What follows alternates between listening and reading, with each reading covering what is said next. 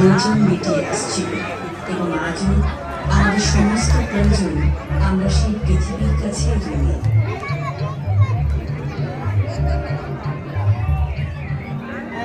এই দাঁড়িয়ে থাকেন না, একটু সামনে যান।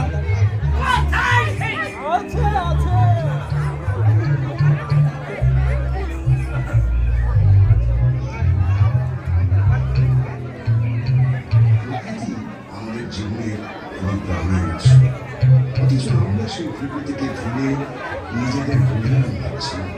নদীর মৃত্যু ঘটেছে প্রতিনিয়ত ভারতে। ব্যবসার নামে জঙ্গল কেটে একজন মানুষ বন্য প্রাণীদের উৎখাত করে চলেছে। যা প্রকৃতির সৃষ্টি নয় সেই সব জিনিস ব্যবহার করে এই সভ্যতা প্রকৃতিরই ক্ষতি করে চলেছি আমরা অবিরত। Real real.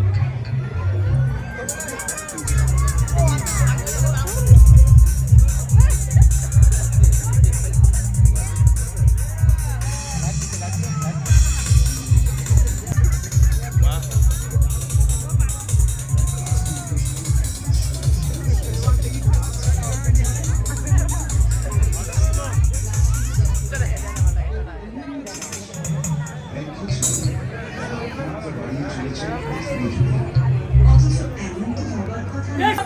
বিজ্ঞানী কেমিক্যাল সার ক্ষতি করছে জমির